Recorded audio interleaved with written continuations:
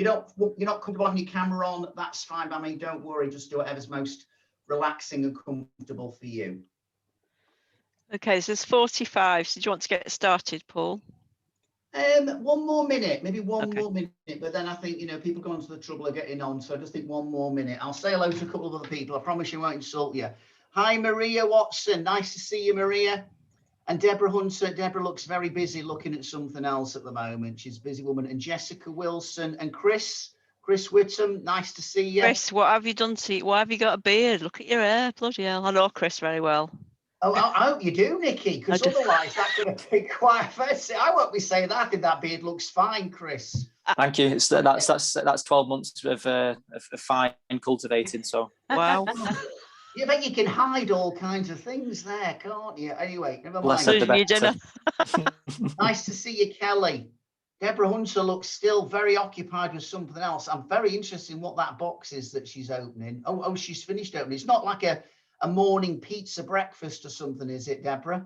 Like fruit, I think. Is it fruit? I believe you. It's a Marks and Spencer scone, sorry. Oh, scone. Oh, that's good. Lovely. You enjoy. What do you have with it? Just butter. Just butter. Just butter. Just good. Okay. Bit of Lurpak or Irish Gold or whatever it is. Anyway, enjoy the session. Right. I think we should be starting pretty soon. Okay. So somebody's just asked, because a colleague can't make it, we are recording this session just so that we can then put it on our website for people that were not able to join. So if you've got colleagues, you enjoyed the session, then please signpost them to our website. So a very warm welcome. My name is Nikki Ingham. I'm the Exec Director for the Healthcare People Management Association, HPMA for short. It's really lovely to see some new faces and some old, not in the sense of age, but older faces that I'm acquainted with. So hi, Jenny. Hi, Chris. And I'm sure there'll be a few others as I go through the screens to see who's who. So today we've got a very vibrant session ahead. I'll beef it up so he has to deliver. So I've known Paul for quite some time. He's one of my Facebook friends. How good is that? So I follow him into his day life as well as what he does professionally. We're in for a real treat with Paul. Anyone that's heard the Sumo Guy before, he's really good at giving things away for us to take away for both work life, but also personal life, particularly given current circumstances. So I'm just going to hand over to Paul to take us through the next couple of hours, and I'll catch you later. So over to you, Paul. Thanks very much, Nikki. Morning, everyone. Yeah, we got a couple of hours together. Just to let you know, halfway through, we will be taking a 10-minute break. So you will get a bit of a break from my soft, dulcet tones. What do I want to cover in this session? I guess what I want to do is to give you some IIP. And the first I want to give you is I want to give you some insights. So I want to give us an opportunity to take a bit of time out, create some headspace, and give us some insights around that whole theme of ramp up your resilience and boost your well-being. And actually, an insight for you straight away would be this. I think we need to sometimes appreciate, so I just want to change back to gallery view so I can see some more faces. I think we need to understand this. Well-being is not a nice thing to be looking at. I really don't think that. It's because it's not, oh, isn't it lovely you're looking at well-being? No, for me, well-being is a necessary thing to be looking at because well-being leads to well-doing. And so I'm going to be looking at some insights to understand that a bit more, understand why we sometimes get anxious, and why, if ever you felt anxious about anything, that's actually a perfectly normal and healthy thing. So a lot of stuff, particularly in the first half of this session, around getting some insights to understand ourselves and other people better. The second I in IIP, I want to give you some inspiration. You know, the word inspire means to breathe life into. Well, I don't know about you, but sometimes, maybe over the last 12 months in particular, it feels like sometimes the life has been a bit sucked out of us. So I want to give you some insights. I want to give you some inspiration. How to know you've been inspired? Two things. Number one, as Nikki said, this session is being recorded. So I know you've been inspired if you tell other people you've got to watch the recording if you weren't on the session. Second way I know you've been inspired because actually you'll be doing something maybe a little bit different as a result of this session. So insights, inspiration, and the P in IIP, practical tools that you'll be able to use immediately that will help you in your work, but they're also going to help you in your personal life. I'm actually now a visiting professor at the University of Chester. But let me make two things clear. Number one, I don't visit very often. And number two, when someone said to me recently, so what, you a professor in common sense? It's like, I'll take that as a compliment. So insights, inspiration, and it's going to be practical. So if you're hoping for, could you quote lots of academic research and papers and show us loads of slides? Really sorry, you're in the wrong session. Okay, so briefly, my background and why I'm known as a sumo guy. I do a lot of work within the health sector, but my background is actually in beef burgers.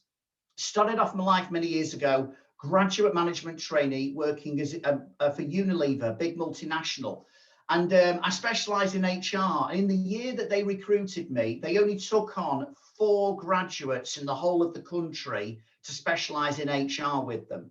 The company they placed me with was Birds Eye Walls. And in the first 6 months of my job, I'm like in an office pushing pen and paper. Then I had like a life-changing conversation with the factory manager. He said, Paul, do you know what's going to be really good for your development? If you actually spent some time actually in the factory, managing the 30 women on the economy beef burger line. And I'm like, yeah, bring it on, bring it on. 2 main lessons I learned from that experience. Number one, don't eat economy beef burgers. I know what goes into them. Secondly, when arrogance meets ignorance, I think that's a pretty dangerous cocktail. And I think actually I was probably a bit of both. I thought managing 30 women should be relatively straightforward because after all, I've got a degree, I've got a background in psychology, and I've actually trained and worked as a probation officer. So if any of you thought I looked familiar, probably would leave that one out of the conversation if you don't mind. I sensed I wasn't the first graduate management trainee those 30 women had ever come across. And the reason I want to tell you this story is as follows. If you want to get the best out yourself, if you want to get the best out of others, and if you want to get the best out of life, I think training and qualifications are really important. But ultimately, I think they'll only take you so far, because ultimately nothing beats what I call a bit of wisdom, some hard work, some self-belief, and I think crucially, the support of other people. Those 30 women taught me something about myself that my 4-year degree probably never actually could do. Fast forward a few years, and I'm now working as a speaker, an author, and a coach. In terms of books, I've written 12 books. My first 11 books were adult books. A couple of you just paused briefly then. I could see a couple of you were texting a friend, and then you all of a sudden heard the words adult books. Some of you look like you actually leaned forward. Some of you at home going, hey, Brian, this could be quite an interesting one, a bit different from normal. Can I just clarify, when I say adult books, I mean books for adults, not your 50 Shades of Grey variety. But my 12th book, which I'm super proud of because I've never done it before, talk about go out your comfort zone. My 12th book is actually a book aimed at young people. Yes, The Sumo Secrets of Being a Positive, Confident Teenager. Might tell you a little bit more about that later on in relation to one of my ideas. Why am I known as a sumo guy? Because many years ago, almost 20 years ago, I started to use this phrase sumo. It's an acronym. It typically stands for this: shut up, move on. And some people heard that, shut up, move on, and they immediately thought, I love that. And other people kind of heard it and thought, well, I think that sounds rather aggressive. It's not meant to be aggressive. And what do I really mean by the shut up bit? Well, let me just make 2 big assumptions about a lot of you. The first assumption I'll make is that a lot of you drive a car. The second assumption I'll make is that a lot of you got yourselves dressed this morning. You personally put your own clothes on. Maybe not all of you, but a lot of you did. Now, why would I mention that? Because psychologists reckon that on a day-to-day basis, 80 to 85% of what we tend to do, we do on autopilot. In other words, we just do things without really consciously thinking about what we're doing. They just become habits. So for instance, if you've ever had this experience, not milking a cow, but if you're driving, have you ever had that experience where you've been driving for a while, lost in your thoughts and your music, and all of a sudden that rather scary experience, whereas all of a sudden it's like you wake up and think, what happened to the last 5 miles? Why am I in the back seat?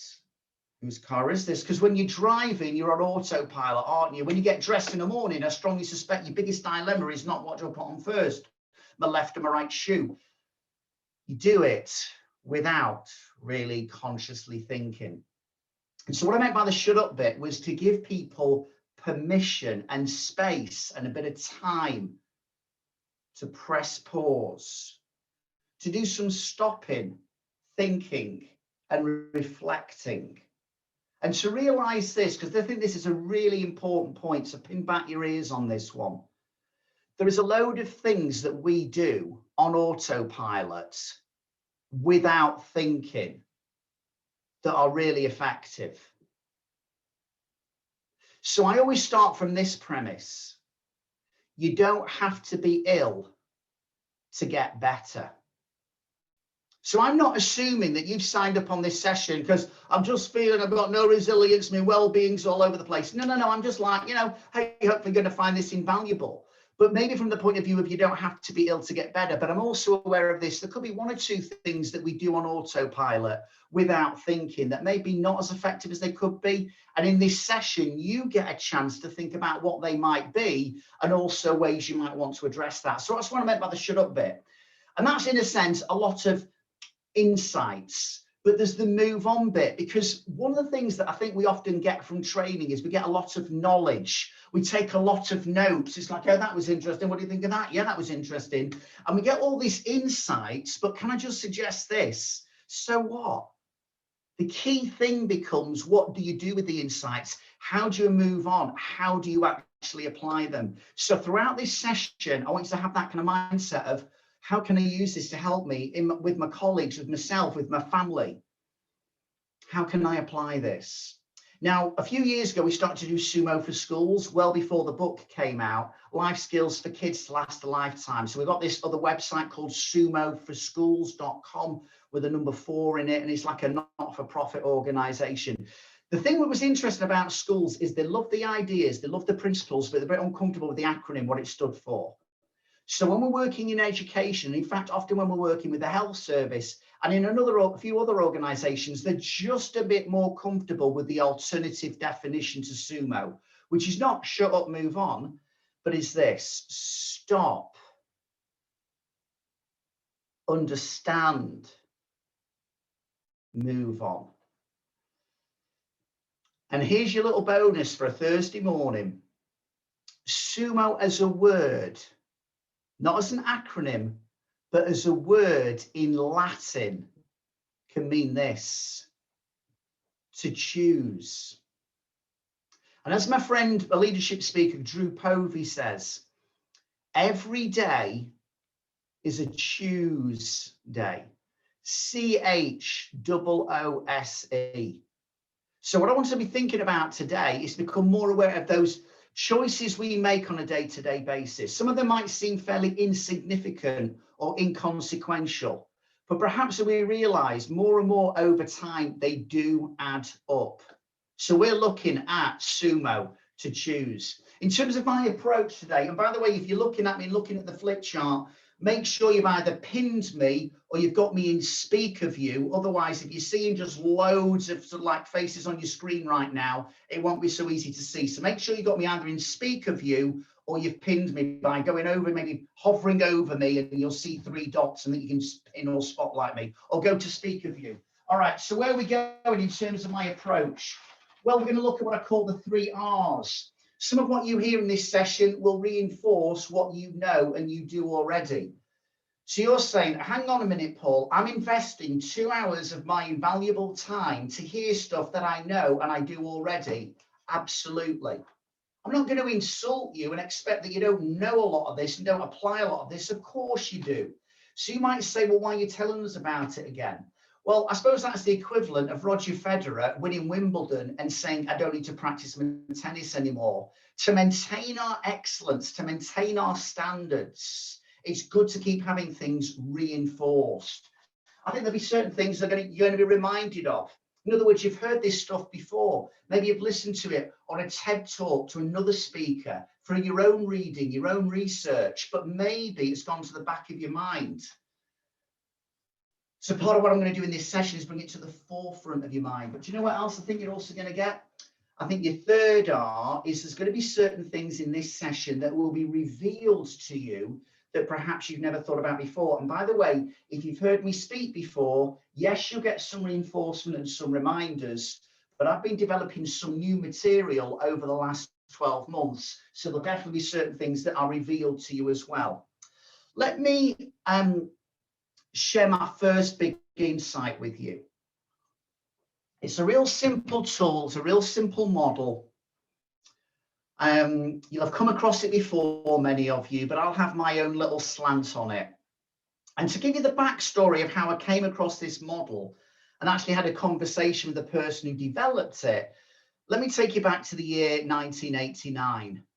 1989 was a significant year for me. It was also a pretty significant year for a guy called Stephen, based in Utah in the United States. It was significant for me because that was the year that I actually lost my job through ill health. I became ill with an illness called ME, myalgic encephalomyelitis, yuppie flu, or chronic fatigue syndrome.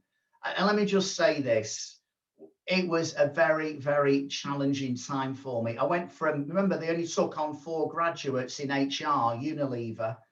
I went from being that high-flying graduate management trainee to then being on what was then called invalidity benefit. And you just think about that word invalid, invalid. You know, words change worlds, don't they? Words are powerful. And I went from high-flying to so-called invalid.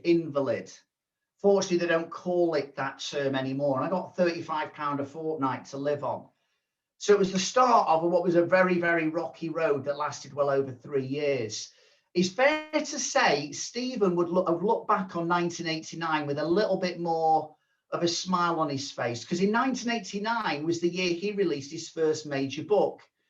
His book was called 7 Habits of Highly Effective People. It's gone on to sell over 30 million copies worldwide. Many of you are familiar with it and have read it. You haven't, was written by a guy called Stephen Covey, not COVID, but Stephen Covey. So he released that book in April 1989, the same month I lost my job through ill health. Remarkably, because I think actually it's pretty remarkable, maybe you don't, but 19 years later, so it was certainly not an overnight thing, 19 years after that, his book came out and I lost my job. Stephen Covey and I got to work together and speak at the same conference in Australia at the Sydney Convention Centre. Boy, was I pretty happy. I mean, it was a 2-day conference. He was speaking on day 1, and then he was the opening speaker on day 2.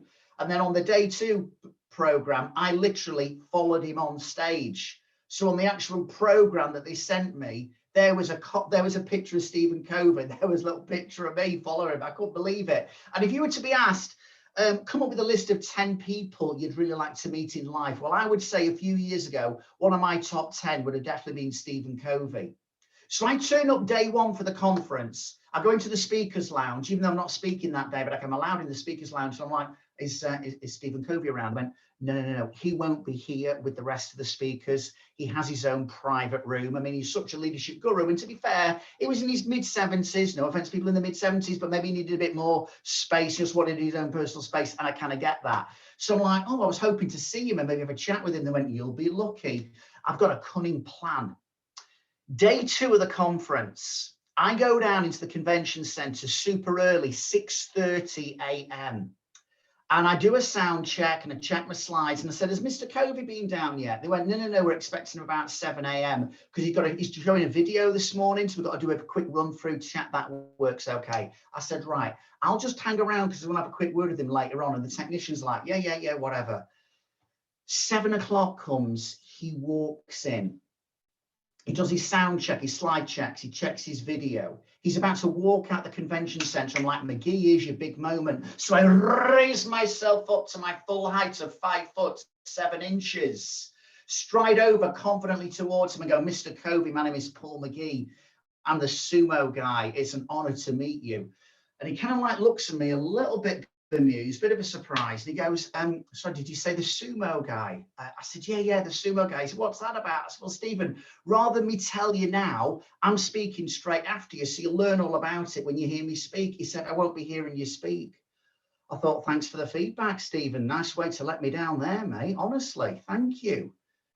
He said, I've got a meeting with Kevin Rudd straight after my event. I've got a limousine picking me up. I've got a meeting with Kevin Rudd. And you know when people say a name and you're like, I should know who Kevin Rudd is. And I'm there going, and it's in my brain, I'm like going, working through the files of my mind. And suddenly I find the one that's got Kevin Rudd on it. Kevin Rudd, right, was the Australian Prime Minister at the time. So the reason why Stephen Covey can't hear me speak is because he's got a meeting with the Australian Prime Minister. Yeah, okay, I'll let you off on that one, Stephen. So I unpack a little bit about what sumo's about. He said, that's fascinating. He said, where are you from, Paul? I said, I'm from Manchester in England. He said, have you got kids? I said, yeah, I got a wife and 2 kids. I said, what about you? He said, yeah, I got a wife. He said, I've got 9 children, 9 children. And get this. If you're still eating your cornflakes, just keep your mouth closed because you'll spit them out in a moment if you're not careful. Right. And by the way, hope you're enjoying your scone. Whoever's from Northern Ireland, if it's Northern Ireland, your scone. Okay, you're enjoying your scone. And he said, I've got 9 children and 52 grandchildren. 52. Can I just say this, folks? That's what happens when you don't have a Netflix subscription. I mean, I was tempted to say, can you name them all? But the conference started in 2 hours and I hadn't had my breakfast. And so I said, do you mind if I just ask you a question about your book? He said, fire away. I said, 7 Habits of Highly Effective People. If there was one habit in particular that really stands out that you'd say is perhaps the number one, the most important out of all 7, which would it be? And he looks at me and he goes, to be honest, Paul, I have been asked that question a number of times before. And I'm like going, oh, sorry for not being original. I didn't say anything. He said, they're all equally important, but you've got to start with the first one. And I'm like, yeah. You've got to start with the first one. I'm embarrassed to tell you that at that precise moment, as I stand in front of the author of 7 Habits of Highly Effective People, a book that I'd read countless times, that precise moment, I couldn't quite remember the name of his first habit. I think he sensed my awkwardness and he just went, be proactive. You'll be very familiar, most of you, with his work. So I appreciate this as a reminder and a reinforcement, but let's look at this idea of be proactive, why it's important to our well-being, because remember, well-being leads to well-doing. So how's it going to help us? So Covey, whether you're familiar with it or not, talks about in be proactive. He has these 2 circles. Now, to be fair, I've added my own little kind of take on this. So I've coloured in the inner circle in green. That wasn't a Coveyism, it's more of a sumoism, if you like. And he talks about these 2 circles, your circle of concern, stuff that concerns you, but it's out of your control, and things actually, he called it your circle of influence, or things that you maybe can control. I kind of like to refer to it as it's your green zone. And Covey's point was this, and if you think about it, it's like just about where we're at now. I can be concerned, as you can be, about a lot of different things in life right now. You can be concerned about things happening in your own personal life, your family life. You can be concerned about things happening in your work. And I guess the question we've got to ask ourselves is it a concern that I can do something about and I can influence in some way? In other words, is it in my green zone? Or is there just things that actually concern me that I can't do a lot about at all? So for instance, when will we maybe be able to meet in person without wearing masks and not be socially distanced? I've no idea. Not for sure. And I can be concerned about a lot of things and it can take up your time and your energy. But ultimately, there's not a lot you can do about it, is there? And my point is, and Covey's point was, I've got this little phrase, what you focus on magnifies. And it is worth just pressing pause, isn't it? And recognizing we do a lot on autopilot without consciously thinking about what we're doing or why we're doing it the way we are. And I think there's never been a time where it's been more important to shut up or stop and understand and really think about being intentional about what I'm mainly focusing my attention on.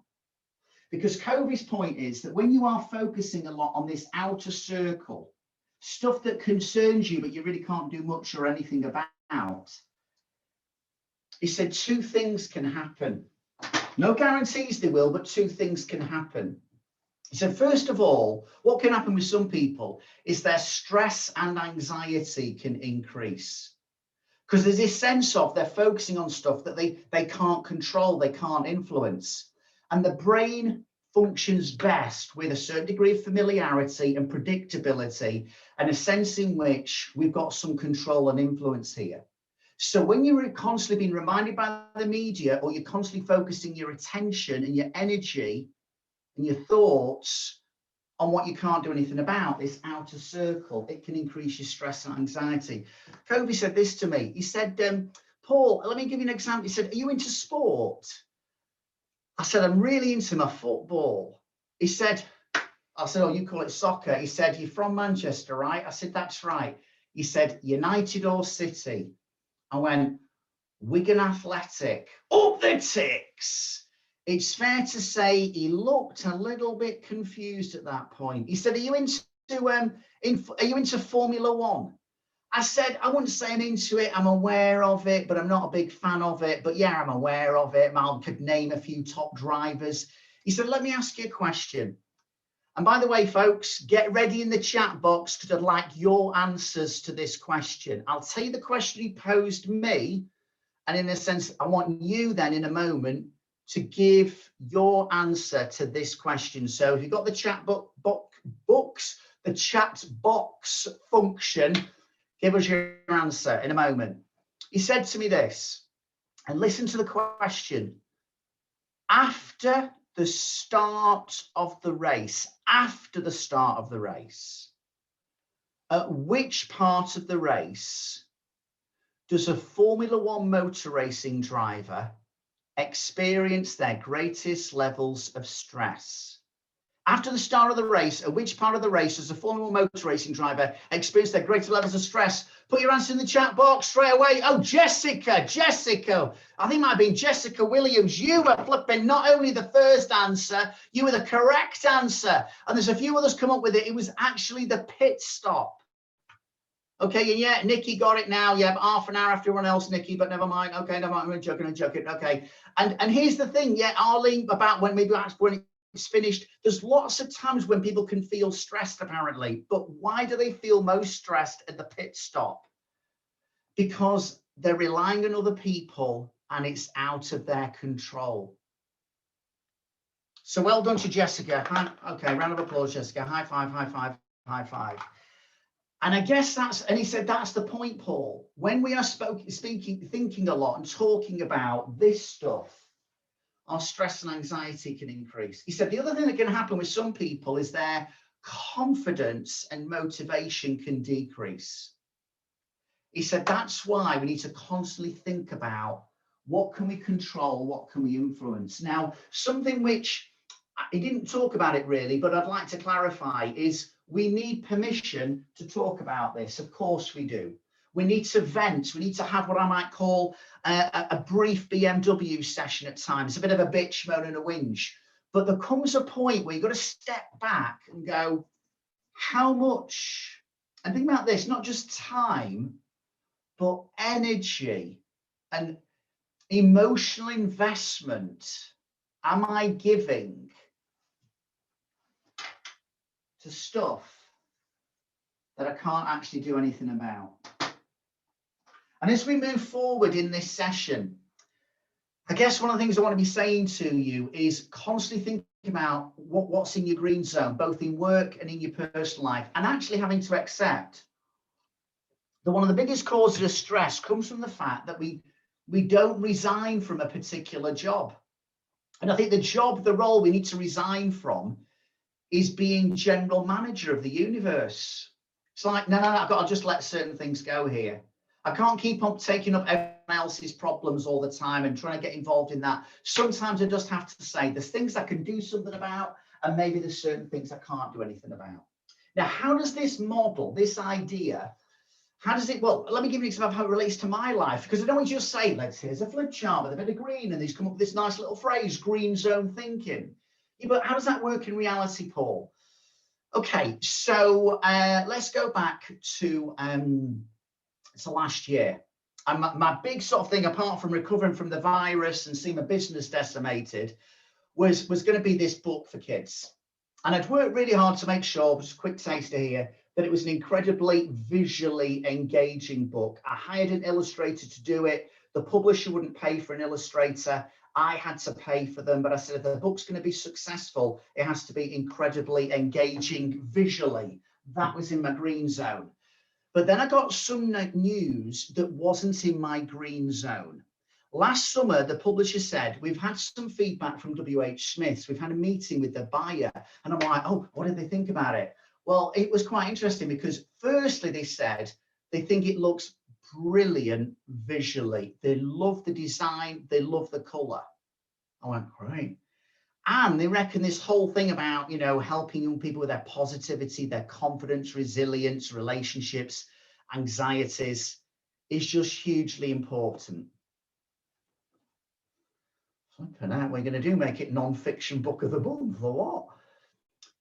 And they won't be stocking it in any of their outlets. Now, remember, last summer, lots of stores had opened again. And lots of people going on holiday again. And I said to the publisher, 70% of my books are sold through WH Smith's. They went, yep. And now they're not going to stop. I said, I don't quite compute. They love the design. They think it's a great topic. Why wouldn't they stock it? Okay, two big reasons, Paul. Number one, your book comes out in October, ready in a sense for Christmas. Loads of celebrities release books at exactly the same time. The market will be flooded with books around that time. WH Smiths have limited shelf space. They go with the celebrities. But here was the killer that we didn't know. We hadn't, because we kind of knew that could be an issue. But here's what we didn't know, but we now do know. Gareth Southgate, England football manager, has got a book coming out aimed at young people at roughly the same time as yours. Chris Hoy, remember the Olympic cyclist? Thighs like tree trunks, gold medalist coming out of his ears, gold medals. He's releasing a book at the same time aimed at young people. Paul, I'm sorry to have to be blunt about this. They are celebrities and have a name. You don't. Smiths have had to make a commercial decision. They won't be stocking your book. I was tempted to wear yellow at that point, folks, because things happen, don't they, that we don't always want or appreciate. It's almost like I feel like a bit of a victim here to this, to celebrity culture. And I said, I've interviewed educational psychologists. I had a team of 10 children who were my advisors on writing the book. I said, but I've written every word. I thought, I bet flipping Gareth Southgate and Chris Hoy haven't even written the book themselves. I bet they had loads of other people do it. But I can go on and on and on. And I can be wearing yellow. And life is unfair at times. But I mean, you might say, well, that's not unfair, that's just reality. But let's be honest, at times life can be unfair. But it's life, innit? And when you got a birth certificate, do you know what you didn't get? Another certificate that went, just to let you know, life is always going to be fair, trust me. No, you didn't get that, did you? And I had to make a decision at that point, wear yellow or go green. And it's a decision we all have to make at times, isn't it? Okay, I didn't want this. You didn't want some of the stuff that's happened to you in the last 12 months. But what are we going to do now to handle it? Wear yellow or go green? What can we do within our circle of control or influence? How can we, great question to ask ourselves at times, how can we influence or improve the situation? If I spend loads of time here, it doesn't get me anywhere. So I just remember thinking, okay, Well, Amazon will actually sell more books than WH Smith's. I need to engage with people on social media. Now, I've got a few thousand followers on Twitter, a few on Instagram. By the way, if you're onto a social media, either of those platforms, love to hear from you, get feedback from the session. You can reach me at the Sumo Guy. But I just thought, okay, what do I need to do? So I started to make videos related to the book. I did a video when my box arrived from the publisher of when I first got the book and I opened it and what I felt about it. And I contacted a few schools and charities and I gave them some complimentary copies. And we made some posters that schools could use around the school just to help kids and maybe spread the word. The book was launched in October last year. It's my 12th book. It's my first one for kids. It's my fastest selling book ever. Here's the deal, folks. Being proactive, I guess, is actually saying to ourselves, what we're having to navigate our way through is not about just being passive and reactive to all that happens. But if we're going to get the best out of ourselves and get the best out of others, if we're going to ramp up our resilience and boost our well-being, we do have to just press pause. And then, what can I influence and control here? Green zone thinking. And accept there's just stuff I can't do anything about. So give a little less attention to that and more attention to this. There's a second big insight I want to share with you. And it's something I've been talking about for years. It's in my original Sumo book. I've even got it in the book for young people. And I call it, in the book for young people, I call it the magic formula. What is the magic formula? Why is it relevant to all of us, particularly at this time? The magic formula is simply this: E plus R equals O. The E stands for event. Well, we're still in the midst of a global pandemic, and one event that has actually triggered millions of other events. Events meaning that rather than being in person, we're doing a conference online. That some of you will be in the workplace, but some of you might be dialing in from home. But I'm not just talking about the context of events now in a global pandemic. I'm talking about events that happen all the time, every single day. There's that email you got first thing this morning. There's that email you'll have to deal with this afternoon. There's that phone call you need to make. There's that conversation you need to have. There's that meeting you need to attend or that presentation you need to give. There's that tricky conversation you need to have with maybe a colleague or maybe someone in your personal life. There's maybe that event that happened last weekend and it's still kind of in the back of your mind. We get events all the time and ultimately we'll get outcomes to those events. But the magic formula is not E equals O. It's E plus R equals O. It's the event plus R response or reaction that influences the outcome. And that is both empowering and challenging.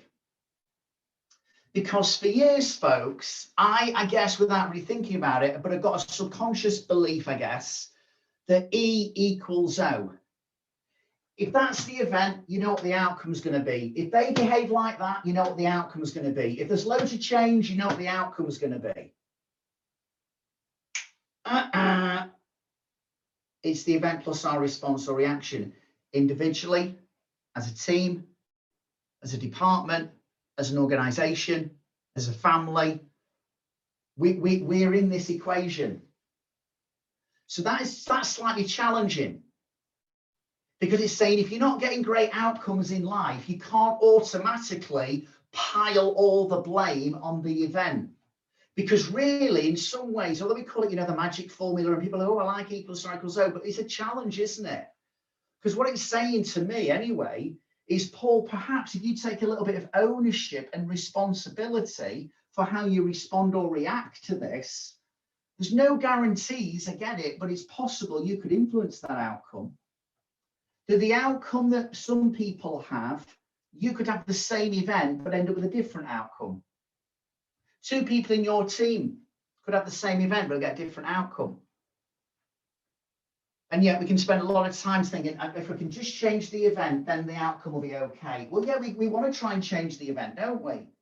I want this pandemic to be eradicated in the next 30 seconds, full stop, end of story. And some events we can change and influence and impact, but some are out of our control. The only thing that is in our control is the R factor. So I want to do, as we give our opportunity to give ourselves some insights and to stop and understand, why is it that two people, let's make it about people, it could be about organizations as well, but why is it that two people could have the same event but end up with a different outcome? Well, here's some insights for you I want you to think about. One is a phrase that I hadn't heard of until maybe about May last year. And for some of you, yeah, I've heard of it, I've heard it said. For some of you, you might even try to say, this is now a cliche warning coming up. Yeah, I get that. But I don't think it is a cliche. I think there's a lot of truth packed into this brief comment. And it's simply this. We might all be in the same storm, but we're traveling in different boats. Same storm, different boats. So last March, I became ill with the virus and it hit me pretty hard. But it never got to my chest, never affected my breathing. I didn't have any underlying health issues to begin with. So that was part of the boat I was traveling in. It did decimate my business, what's happened, and it's decimated my business on one level. And last March, April time, I was just hearing, we're cancelling. Now, that could clearly put financial pressure on people. But I've been in business this time last year, 29 years, fairly cautious with my money, built up a bit of a rainy day fund. So I didn't have an immediate financial challenge. It's like, we'll be able to ride this out. I'm sure we'll be okay. I've got supportive family. I've got someone in my family who's actually a doctor. So, and my two kids are in their 20s. I didn't have to think about the challenge of homeschooling. And my two elderly parents who don't live with each other, divorced many years ago. And yes, they're elderly, but they're in pretty good mental and physical health. And they only live 20 miles away from me. That was my boat. That in my environment, my circumstances when the storm hit. Now, obviously, the same storm hit my friend Claire. She works predominantly with kids in primary schools. She's a single parent with 4 children. She's been in business 2 or 3 years. She hasn't built up a rainy day fund. Primary schools were open for children of key workers and big vulnerable children, but she wasn't able to go in there and deliver her stuff. And suddenly there was no money coming in, and she's got 4 children and not a lot of support. She got a job working with Amazon in their warehouse. Same storm, different boats. And I think if there's a word that I'd say that we do need to embrace, and I know particularly within the NHS and healthcare generally, this word is kind of like talked about a lot, but I think we need to really embrace it and realize how important it is. And that is the word compassion. And I think actually a little bit of self-compassion is important, because I think what can be, I think at times, and I've talked about this a lot, but I still found myself struggling with it last year. We can be a real, almost like bully ourselves. And it's like we get the red boxing glove out and we can give ourselves a tough time. Confession. This time last year, I didn't own a laptop. There was a spare one in the office, which I never really used, but it was a bit slow and ancient. I didn't really own a laptop. I'd done Skype calls. I didn't know what the flipping Zoom was all about, really. I'd done Skype calls, never done a Zoom meeting in my life. When I did my first Zoom meeting, I wasn't really sure what I was doing. I made a few mistakes. So easy to come down hard on ourselves, isn't it? Did some work with Brighton and Hove Albion Football Club last year. with some of their players and their staff. And one of the questions asked was, Paul, I find I'm getting a bit anxious about stuff and I'm getting over emotional. So I start to cry at things I wouldn't normally cry about. And now I feel so stupid and I hate myself. And I'm like, whoa, whoa, whoa, whoa, whoa. Can you see the language then? You know, I'm struggling, but you know what? I think I'll beat myself up for struggling, for not coping. And when you think about the environment you're in and you think about, you know, and we're in HR and we maybe have all this these people skills and tools and awareness, and sometimes we're struggling. And I'm the motivational speaker who writes books, and there were times, and there have been times where I was struggling. And I said to this woman, and I had to sort of like say it to myself as well a few times in recent months. I said, can I just say this? You're having a normal reaction to an abnormal event. You're having a normal reaction to an abnormal event. So perhaps one of the things we all need to do is go a little bit easier on the boxing glove and practice a bit of compassion. And also maybe it's a bit of compassion, not just for ourselves, but for where other people are at. Some people have loved working from home. Some it's been not a nice experience. Some people have loved spending more time with their family. Some that's not been a great experience. Some people, even before this pandemic, could be what you'd almost call the inbuilt worriers. You know, there's this personality model, isn't there? Which I always remember with the word ocean.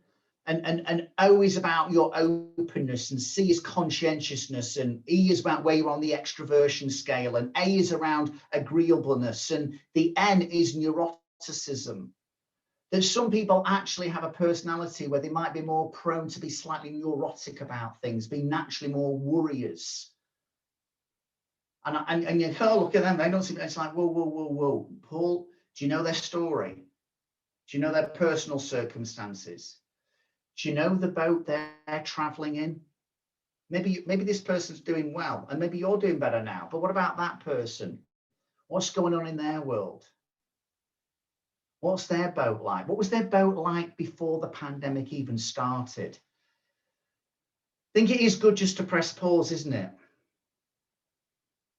And just to stop and understand why people might react or respond differently. But here's a real big insight I want to give you. In relation to some work from Daniel Kahneman, who is a Nobel Prize winning psychologist, and wrote a book. The book he's most famous for came out in 2011, called Thinking Fast and Slow. It's quite a read, but if you're really into your reading, it's a book I would recommend. If you're going to go, just give me more of a snapshot, Paul, just go on YouTube and type in Thinking Fast and Slow, and you'll get some good abridged versions, videos that will give you a good summation of some of his work. What you probably won't see on YouTube summation of his work is my way of communicating his work. So sit back, and here's my take on it. And here's my take on his insights and how it helps us understand where we're at and why we behave the way we do at the moment, and why other people are perhaps behaving the way they are at the moment. So in the book, Thinking Fast and Slow, Kahneman talks about two systems in our brain, system one, system two, our fast brain and our slow brain. Now, when he talks about fast brain, my way of explaining his work is to use a couple of baseball caps. In fact, my first opening chapter in the book for young people is all about them helping to understand their brain by looking at baseball caps. But it wasn't just a case of, I'll do this for the kids. It's like, no, I think this is helpful for adults to look at it this way.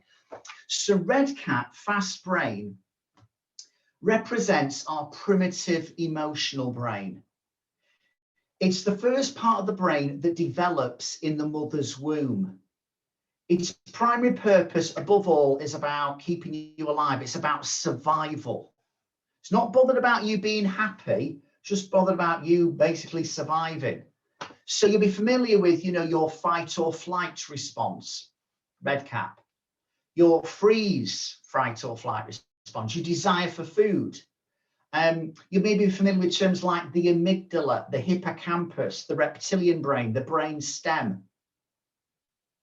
That's all driven by our red cap, our ancient brain. a brain that evolved to help us survive and succeed on the African savannah roughly 200,000 years ago, and is still the most dominant and influential part of our brain today. Now, a quick interlude here for a moment. I was thinking, I don't know why I went this way, but I think it's a little bit of fun as well. Because when I've sometimes spoken at big conferences, the organisers have said, "What's your theme tune for walking on stage, Paul?" I'm like, "I haven't got one." And anyway, what's your theme tune? You must have this song and then pump up the audience. And that's not really how I am. But anyway, but what would the theme tune, what would the anthem be for Red Cat, for our primitive emotional brain? If you had to think of a song, what would it be? And I think I've thought of a song. So here's what I'm going to do. I'm going to play the song now on my phone. And what I want you to do in the chat box is, when you reckon, get the answers to these 3 questions. Name the artist or the band or the group, whatever language you like to use. Name the title of the song. And can I just say, I reckon those first 2, fairly straightforward. But the third one is, what year did the song come out? So, artist, title, year. I'll play it. Quick word of warning, when I play it, I sometimes get into doing a bit of dad dancing. So if you've got a sensitive animal or young child in the room with you right now, I'm just giving you a warning. And if you're really going to struggle with dad dancing, you might want to turn the camera off so you can only hear me. Okay, so I'll play the song. As soon as you reckon you've got the artist, the title, and the year, put it in your chat box. Let's see who is the first. Here we go.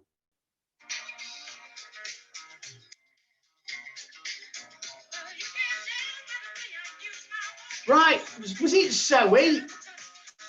Some of you are very quick. Ross, some of you are amazing. We've got to still dance a bit. All right, Elaine, you're covering your bases there.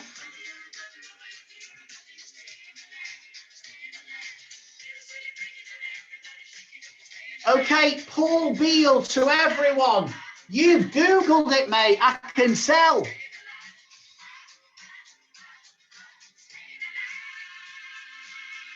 There we go. I think it was someone called Joe, who was almost like within nanoseconds. He'd go, 1977. It was indeed Bee Gees, Staying Alive, 1977. Have you watched the film? Okay, some of you are, maybe it was Zoe. Was it Zoe, not Joe? I knew I saw an O&E. Hi, Zoe, well done on that. Well done on that. There you are. Okay, round of applause. High fives, high fives.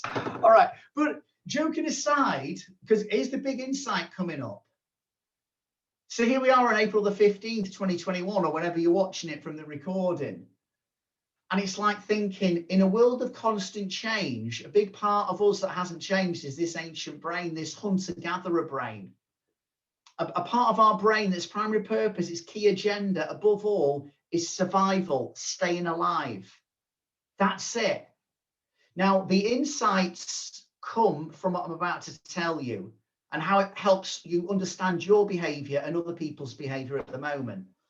So let's go back in time 200,000 years, and you're on the African savannah, you and your mate Colin, because you're on a hunting trip.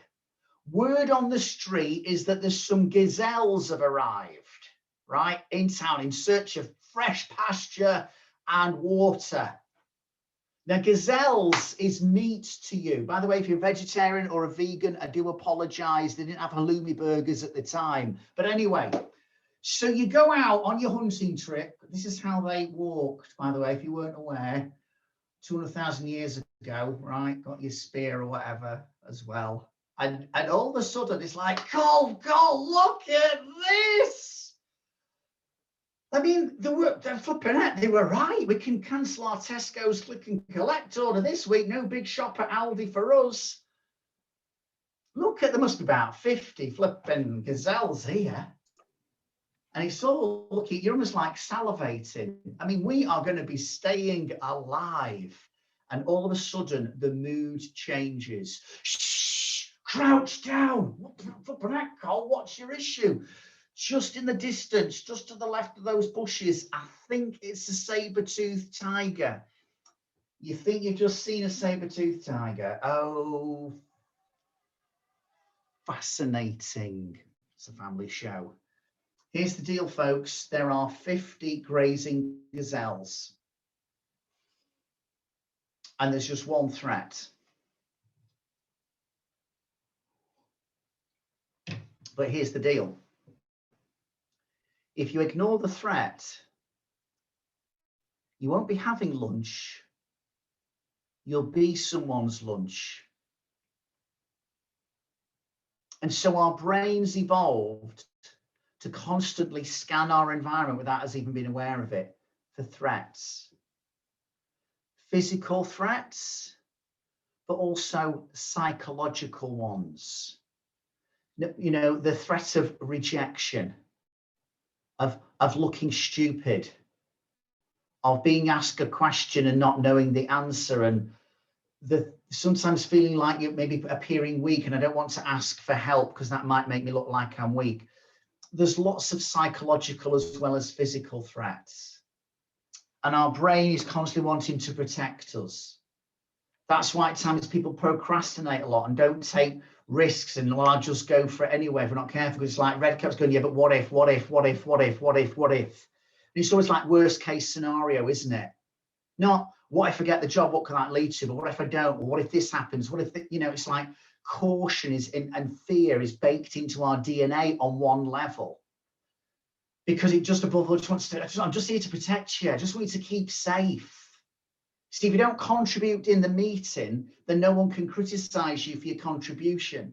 So just say nothing. Because if you say something, that takes a bit of courage. And what if someone disagrees with you? Play safe. So it's constantly monitoring the environment for threats. But can you see, and this is where I think the self-help and the motivation industry is sometimes really unhelpful, because sometimes this constant message, you've got to be positive, you've got to be positive. And it's like, okay, 200,000 years ago, let's see how that would work for you.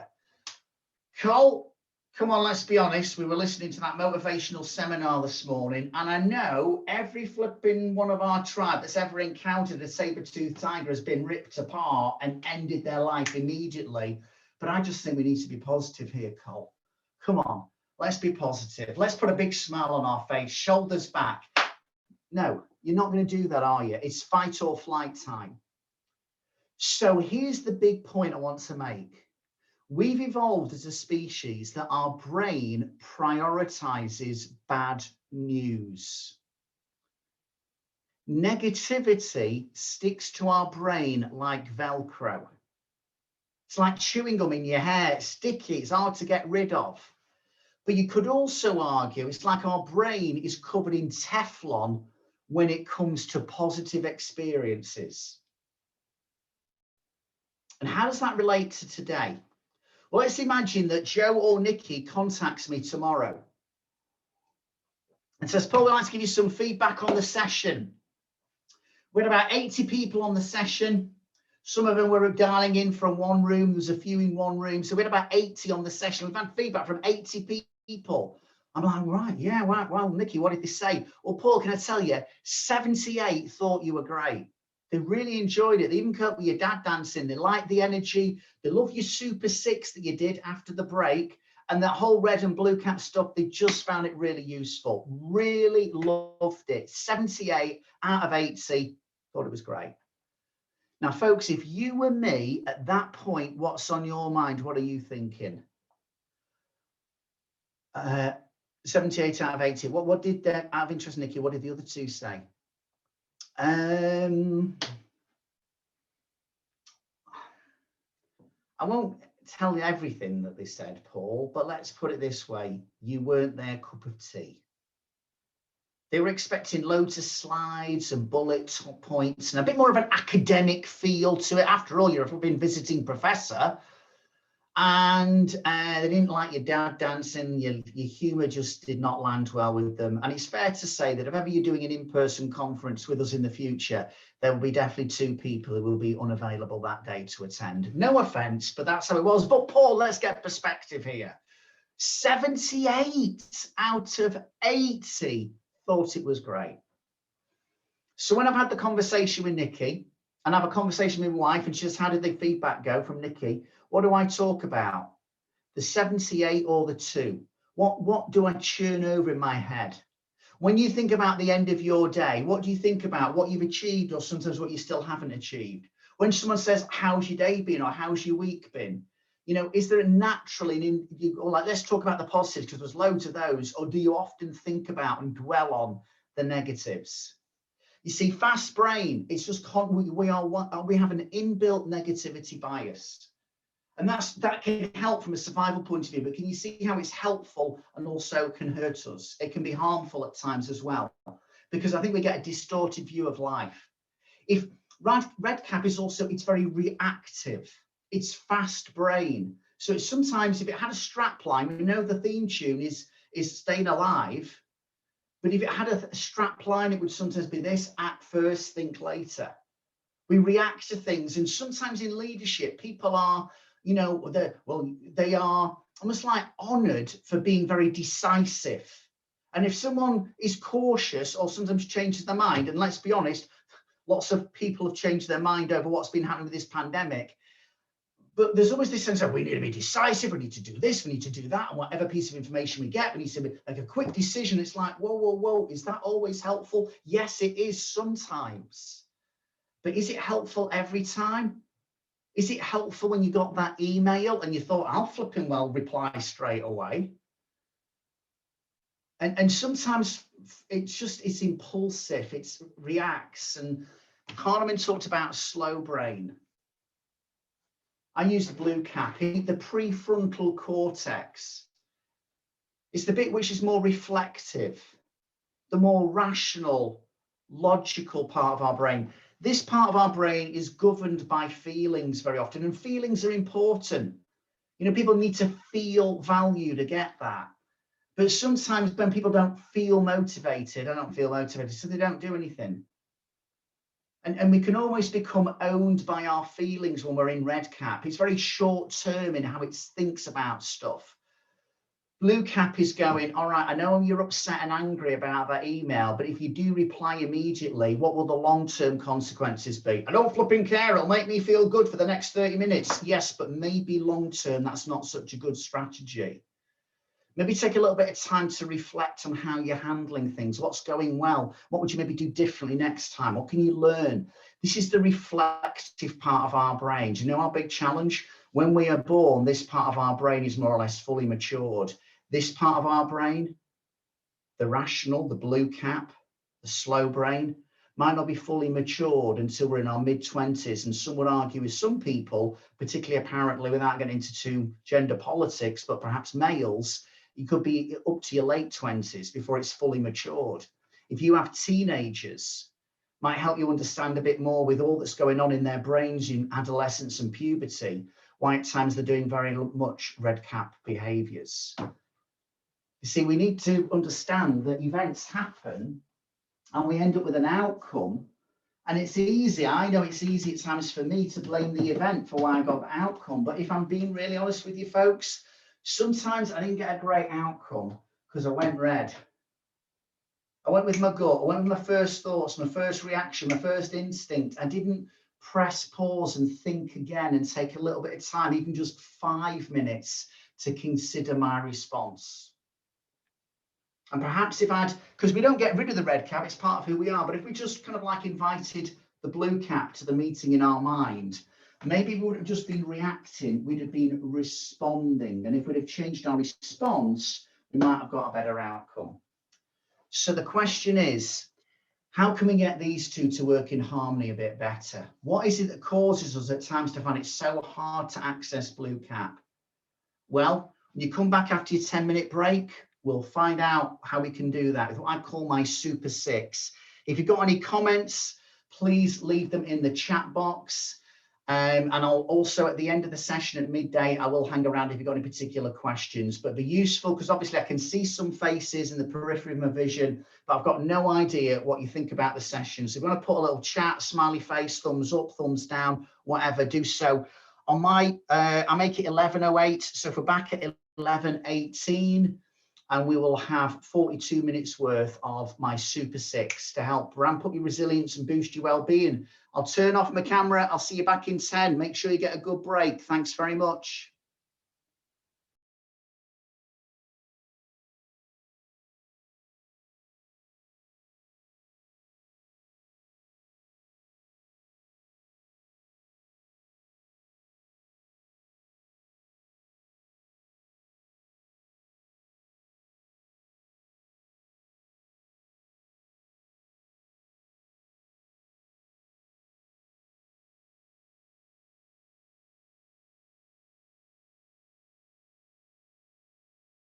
We've had a good little mini break. Let's just, before we look at what I call my Super 6, let's just do a quick recap of what we've been looking at so far. So SUMA was an acronym. You know, it started off just meaning as a catchphrase, shut up and move on.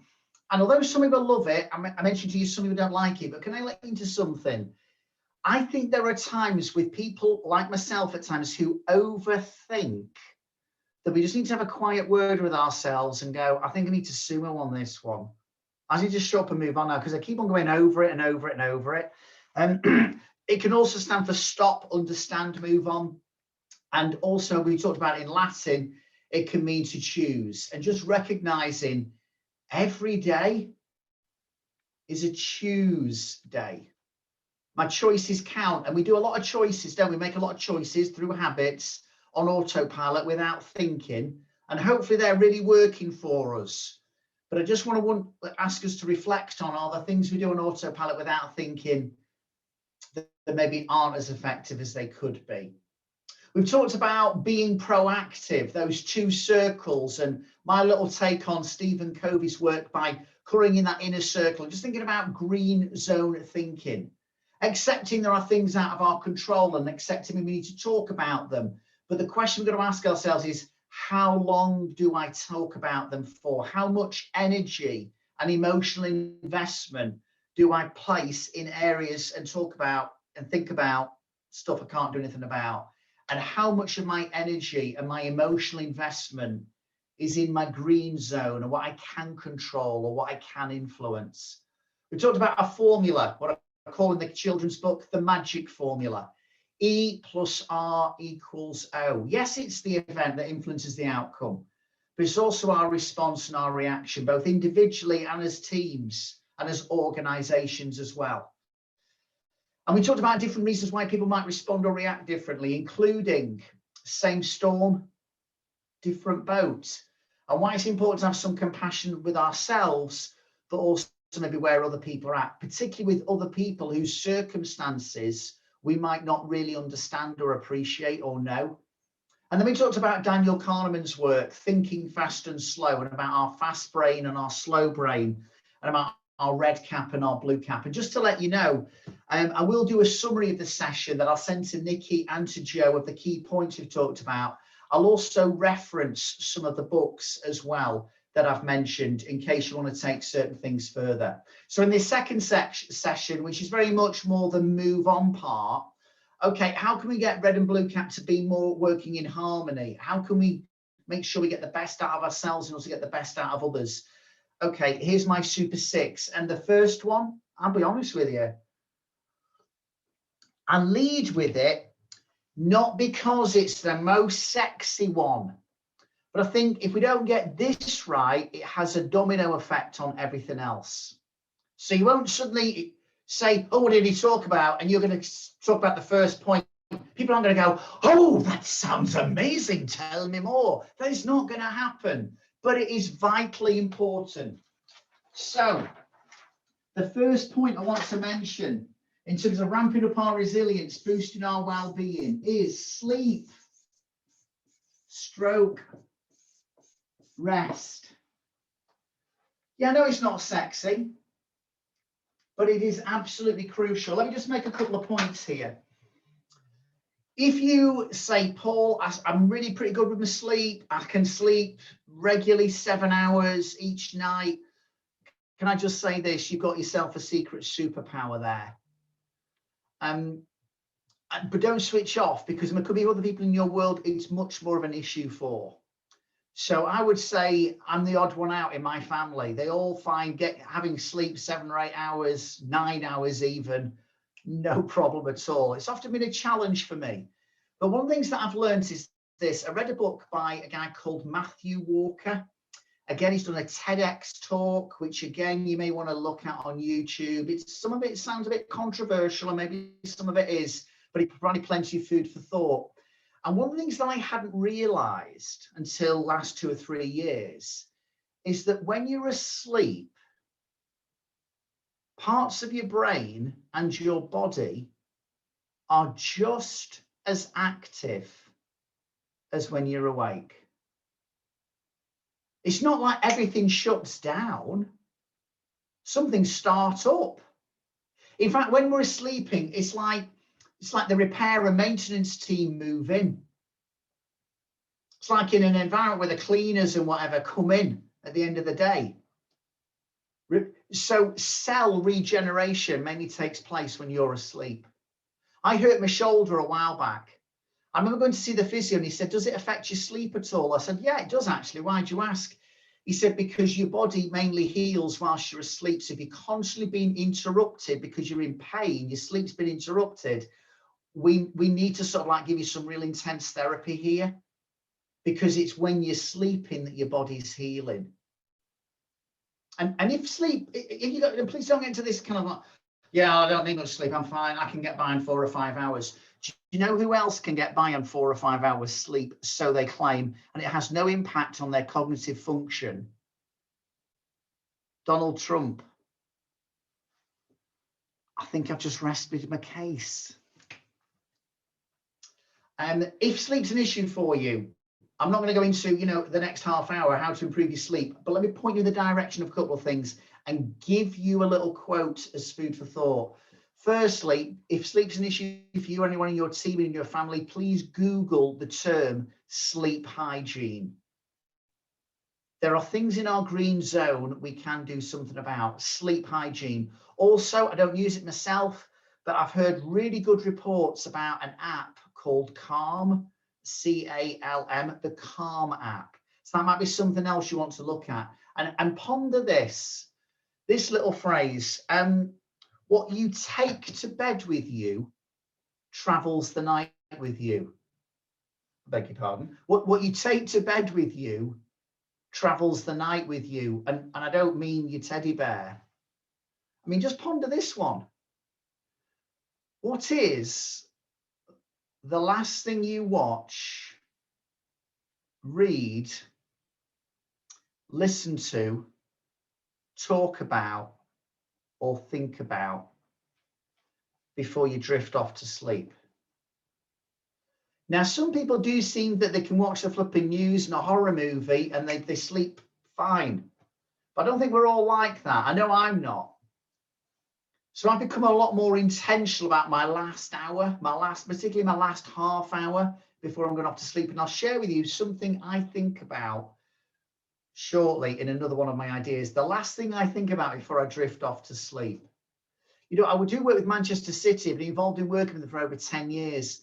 Do you know, in their first team training ground, and don't worry if you're not into football or sport, but just get this. I think it's just because we're ramping up the sense of this is important.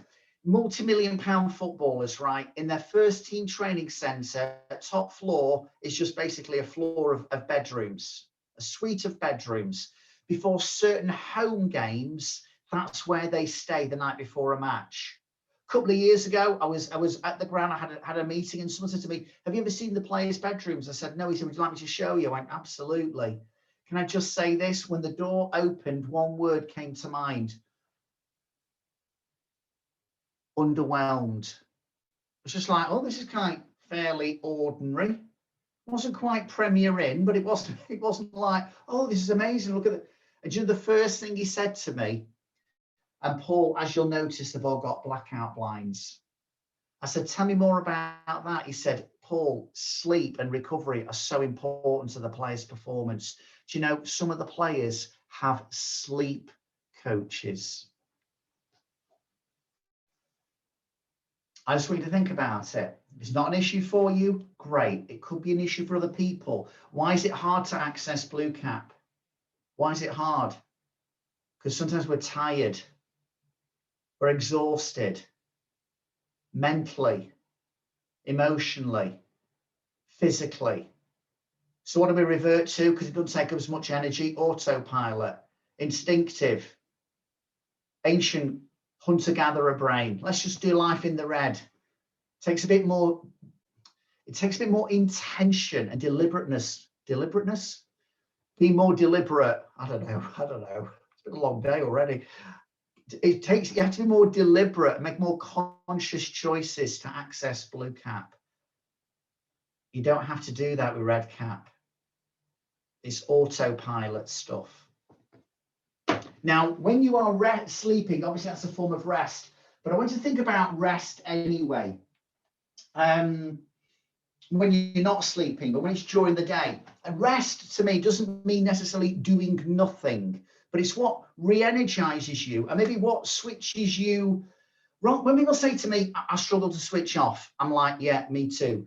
But here's what I think would be better to ask yourself. Not how can I switch off, but what can I switch on to that is different from work? So I love my football. And what did I do in my 10 minutes? I got my little red berry tea. I went on Twitter, was checking if there's any news about Wigan Athletic, but as it was, Una, thank you for your comments. I'm glad you're enjoying the session because you tweeted me. Don't forget, if you're on Twitter and Instagram, @thesumoguy. And I've got no idea what's going on in my business in those 10 minutes because I'm not going to crowd my mind with other things or other issues that will distract me from giving my best to you. I walked outside, flipping heck. It's getting pretty warm in Warrington. I don't know where it is, what it's like where you are. And I just gave myself a brain break, a proper brain break. Yeah, but you looked at Twitter. Yeah, but that's different from my work, although it was nice that Una mentioned something. But I want you to see if there's anything about football. That's the way I am. You see, we're like this elastic band and we need to be stretched. But if you stretch too far for too long, you will snap. So in the world of sport, but what we need to take from the world of sport for ourselves is they really recognize how important recovery and rest is. Oh, and by the way, a couple of little phrases for you to think about in terms of rest. How about this? Because again, without being too stereotypical, but maybe you got into the role you are in and the sector you're in because you care about people, which hopefully we do. But again, we can overcare and we can do too much to try and sort everyone else out. And I want you to think about this. To be at your best, you need to rest. To be at your best, you need to rest. I have another session coming up this afternoon in Northern Ireland for a school. The hour beforehand, I will not do anything related to work. I'll be getting myself in the zone, giving myself a bit of a break, hopefully out in the sunshine, so that when I turn up, I'm ready for them. To be at your best, you need to rest. Oh, and by the way, rest is not the opposite of work. It's work's partner. You ever thought about that?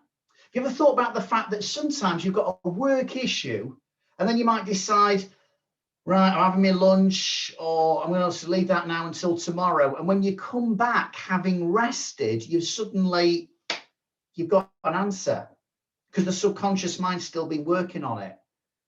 I think we are deifying busyness and activity. We're worshipping it. We're thinking it's a badge of honor. And I think we need to just embrace a bit of rest at times. Do you know the Jewish word for Sabbath is Shabbat? And one definition for the word Sabbath is this: to catch one's breath. Interesting, isn't it? Ancient wisdom, talking about how rest is important for human flourishing. Food for thought. Sleep and rest. Here's your second one. Oh, actually, got another one for you. I can't give you enough of this one. Quickly, because this could be a useful tip for you in terms of rest. If someone was to say to you, when you read an email, a letter or a document, how do you know you've come to the end of the sentence? You'd go, sorry, is this a trick question? What do you mean reading a document? How would I know I've reached the end of the sentence? No, it's not a trick question. What would the answer be? Because there's a full stop. Exactly. Question for you. What's your full stop? Particularly if you've been working from home, but even if you haven't been, what's your routine or ritual that says my work is finished today? Because I think, especially if you're in an office or you are, you know, wherever you work on site, okay, maybe the journey home is your full stop. But if you work from home, what are your boundaries? What's your full stop, your routine or your ritual to say, I'm done? Just thought I'd give you that one. Here's the second one of your Super 6. Manage your mental diet. Manage your mental diet. Now notice that, although I've not written it on the flip chart, what was the first word? Manage. In other words, you got to be proactive. You have to be intentional. You hear the word diet, you think about what you are eating. I want us to think about what are we consuming? What are we feeding our minds with? What information are we giving ourselves? So I want to give you a couple of things to think about in relation to that. First of all, I think some people are not thriving, they're not flourishing, they're struggling because they have an obsession to know the news. What's happening? What's the latest? And that is understandable because it's almost like the brain's desire to get some certainty. So I need to get all this information. But I want you to think about this phrase. Be aware of consuming too much CNN. Constant negative news. Now, I appreciate, of course, the news presents us with facts and figures and data. But let's also be honest. The news presents us with information about the exception, not the rule. The tragedy of someone becoming ill with the virus and dying of it who was young. That'll make the headlines. But very often, without in any way trying to downgrade what's happening and has happened, and you may have been personally impacted. But sometimes it's the stories that are the exception that are become the more newsworthy because they don't happen very often. But you see, the thing is, if you're constantly consuming the news, you begin to think that's not the exception, it's happening all the time. So we'll hear about the parties, won't we, that have happened. We'll hear about the couple from London who in the first lockdown drove to the Lake District. And then you'll go, aren't we selfish? What we had to put up with in the war and what people doing now? Hang on a minute. Were there millions of people taking that trip? No. But what makes the news? All the people that have complied or the people who haven't, including government officials. But I think we can get a distorted picture. So I want us to not say don't watch any of the news, but be aware the news does not try and get our attention by appealing to our blue cap. It seeks to appeal to our red cap. Former editor of the Daily Mail said the following, and it wouldn't be just applicable to the Daily Mail. I have two goals from every edition of this paper. Make people angry and make them fearful. If I do that, I've got their attention. Come on, let's be honest. You're reading through a newspaper or something online. What grabs your attention? Yes, sometimes some great news, but often it's the anxious, the fearful. The stuff that's now circulating about if you've had the virus, as I have, how it can affect you long term. And it's like, whoa, do I need to go there yet? Is this opinion, is this speculation, or is it actually proven facts? And when we talk about percentages, got to be careful of that. If there's a 1 in a million chance of something happening, and now it's a 2 in a million chance, it's still very remote, isn't it? But how might the media report that story? The chances of you getting something have doubled. That's the headline. That gets your attention. That draws you in. You know, managing your mental diet, I think it's about what you consume in social media wise. Now, people might say, no, I'm not on social media. Good for you. I am. And I use it, try and use it positively. And I use it as a way to engage people. It's part of my business strategy, if I'm honest. But you know what I'm aware of? I can be on Twitter and I can read it. I can read a tweet and then I start to read the comments. And I'm like, Paul, is this making you anxious or angry? Because it's making, if either of those emotions are being stirred up, time to stop scrolling. And in terms of managing your mental diet, 2 other things we have to think about. Maybe your mental diet is influenced by the people you listen to a lot. Interaction time. Get ready in your chat box, question, and then you won't have a clue I'm asking this question, but there is a reason. What year did we ban smoking in enclosed public spaces? I know you're all from national, they're all around the British Isles, but I'm going to go, I know for sure it's in England and Wales. What year did we ban smoking in enclosed public spaces in England and Wales? Okay. All right, what do we got? No, not yet. No, 1998, no, 2006, 2009, no, 1997, no, 2010. Not the answer yet. Come on, you got to get it. We haven't seen the 2007 from Beth Ann. Beth Ann, whoever you were, or whoever you are, you were the first to get it. It was 2007. Now, why did we ban? Yeah, and now, Maria, I mean, July 2007. That's getting pretty specific there, Maria. I'm assuming you didn't Google it at all, but well done. High five. Here's the point. Why did we ban smoking? Because of the effects of passive smoking. Can I make a point? We need to be aware of the effects of passive moaning. In other words, you're not the one doing the moaning, but a lot of people around you are. Top tip to manage your mental diet before I move on to the next point. Last thing I think about before I drift off to sleep, I ask myself a question. What am I thankful for? What am I thankful for? And for is spelled F-O-U-R. So you know how positivity doesn't stick like negativity? It's like Teflon, isn't it? So I've got to go over it. So I replay my day. I go through key things of the day that I'm thankful for, little things that might have happened. So literally little things, but they were, you know, maybe there's that meal. Maybe it's that photo I took at the reservoir near I live. Maybe it's those 2 horses that I tweeted about this morning. And I said, greetings from the northern industrial town of Warrington.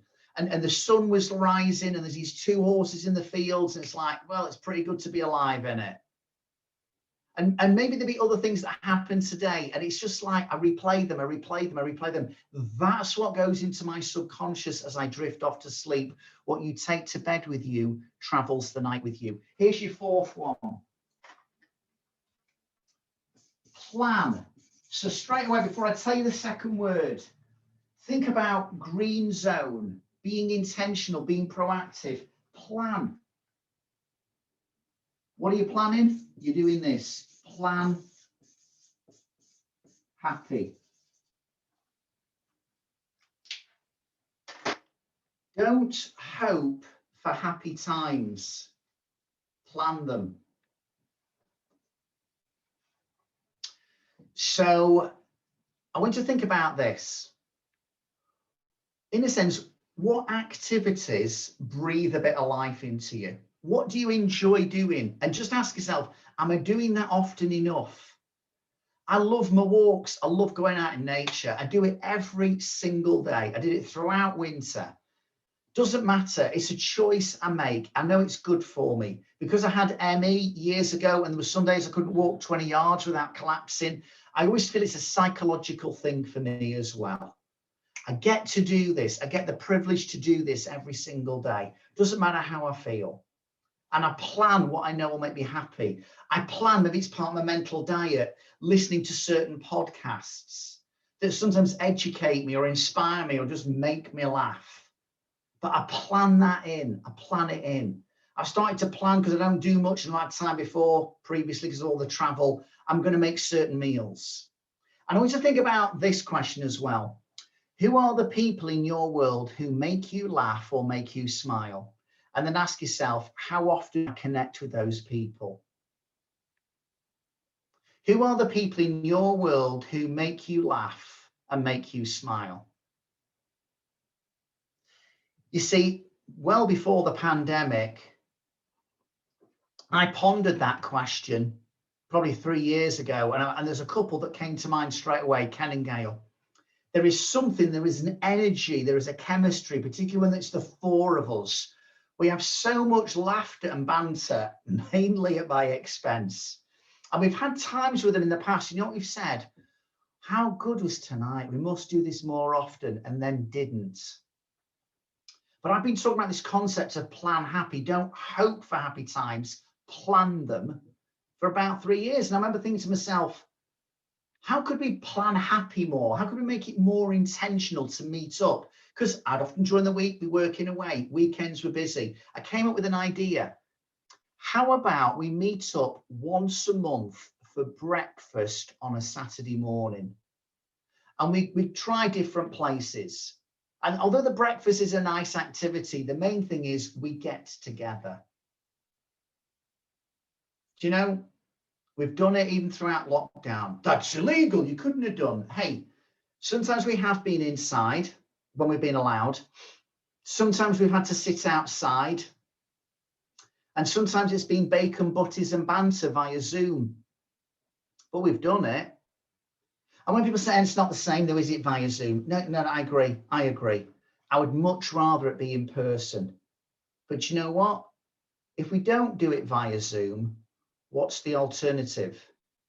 This Saturday morning, if you happen to be in Lymm, Cheshire, 10:30 a.m., have a look outside the church green, because you'll see me, my wife, and Ken and Gail having breakfast outside.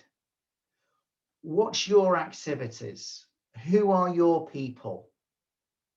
And you maybe just not, wouldn't it be nice if we could fit this in? Plan it, prioritize it. Can I just say these first three things don't mean the events aren't hard still, because they are, but maybe we're in a better place to respond well because we're managing ourselves. Remember I said to you, well-being leads to well-doing. Let's look at your fourth point. I'll make an assumption that I reckon from probably most of us, probably our biggest source of joy comes from our relationships with others. And I'd also say that perhaps our biggest stress and our biggest worries and pain can be as a result of our relationships with others. See, humans need humans. People say you're wired to connect. We're wired to be social animals. Some of us don't need as much connection as others. I get that. But, you know, sometimes the happiest we are is when we're with someone else. And sometimes the most distress that we get is due to someone else. And there aren't any magic wand answers to that. It's just a reality. But for those of you familiar with my work, and I know Nikki would be very familiar with this, but I want to just share a visual metaphor with you that might just maybe just enhance your relationships, particularly when it could get into a bit of conflict. And so I'm putting up this word, beach ball.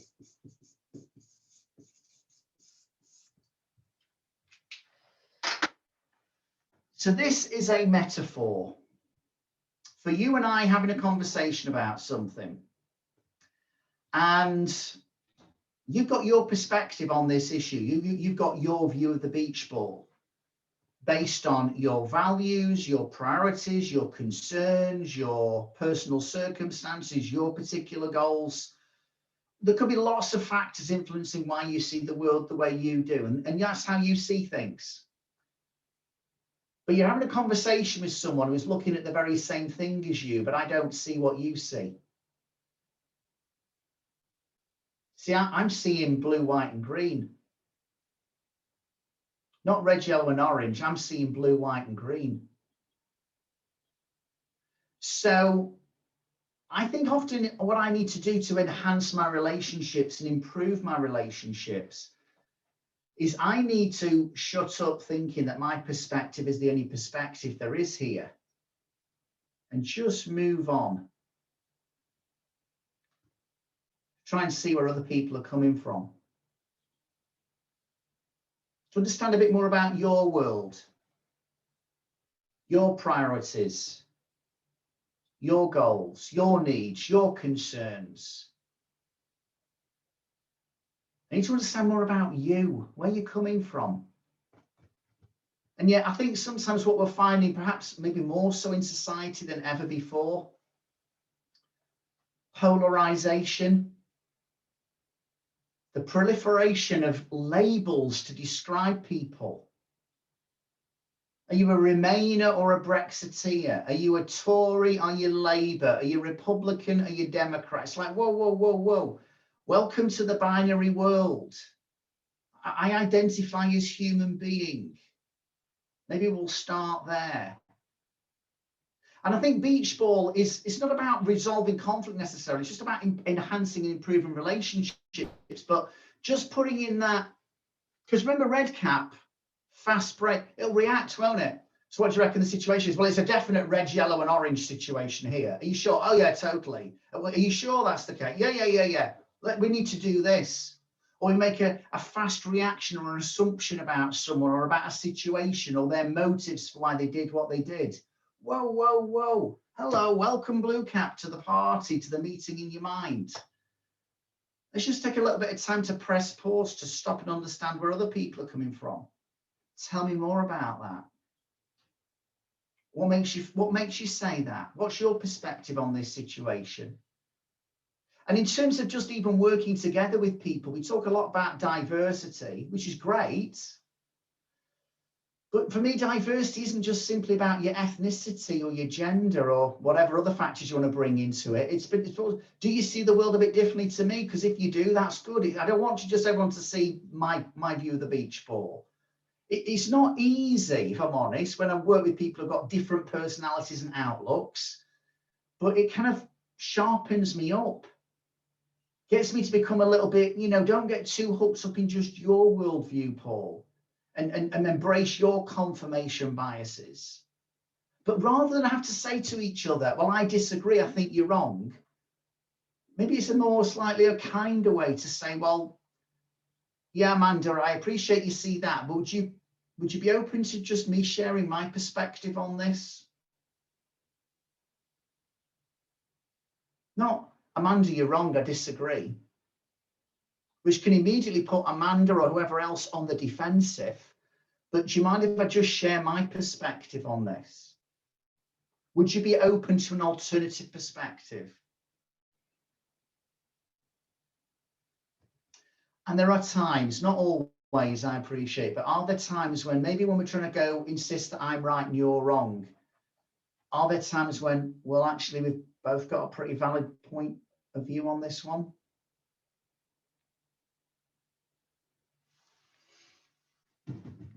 I do a follow-up session to this. So it's something like ramp up your resilience and boost your well-being part 2. And I actually do a fairly detailed exercise around beach ball conversations. Got some feedback from GSK recently from some people who've been on it and just said that part 2, and particularly the beach ball thing, had really helped unlock a relationship challenge. But you don't need to have done part 2 to have got a bit of an idea about the beach ball. I wonder if there's anyone in your world you could do with having a beach ball conversation with. Not necessarily because there's a problem, but do you need to maybe understand where they're coming from a bit more? And maybe It's not just about understanding their side of the beach ball, it's about clearly communicating your perspective as well. Because as I stand here, I'm thinking, well, it's obvious it's blue, white and green. Yeah, it is to you, Paul. Might not be to anybody else. I think that as an idea, as a metaphor, can be invaluable for helping our own well-being. Because what I hope you've realised from this approach is quite a lot of it, not all of it, is I'd like to look at things more holistically. I'd like to think about how improving our relationships, as well as our sleep and our rest and mental diet, can all be enhancing our well-being. But I want to just leave you with two final thoughts. And again, if you're familiar with my work, you'll be familiar with this idea. But if you're not, welcome to a sumo concept or principle called hippo time. What the hippos do in mud, they wallow. And I am actually not saying to you that you need to go around with a big smiley face all the time because you ramped up your resilience and your well-being's amazing. No, I think part of the journey we're on is about having honest conversations about where we're at. It is about a phrase that I've been using for over 20 years, but seems to be coming into the common vernacular now. Yeah, it is okay to not always feel okay. To feel mad, bad, or sad is okay.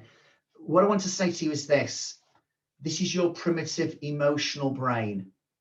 And yes, you will sometimes feel mad, bad, or sad. Please don't demonize red cap. It's part of who we are. Acknowledge it. I might need a bit of hippo time. Hippos go into the mud or water partly to get out of the heat and to cool down. Sometimes we need to just go, I just need 10 minutes on my own. I need to go for a walk here. I need to think about this. I need to just vent and let people know how hurt I feel, how hacked off, how disappointed. Yeah, W.H. Smith's ain't gonna stock your book. I didn't go, oh, well, never mind, go green. Yeah, I went green eventually, but I had a bit of hippo time before I got there. Process your pain, digest your disappointment. And when you need to, even sit with your sadness. It's part of what is making us human. It's too much in the self-help industry, I think, about, just choose your attitude and be positive. Well, I'm not a machine, I'm human. I can't always go around with this on.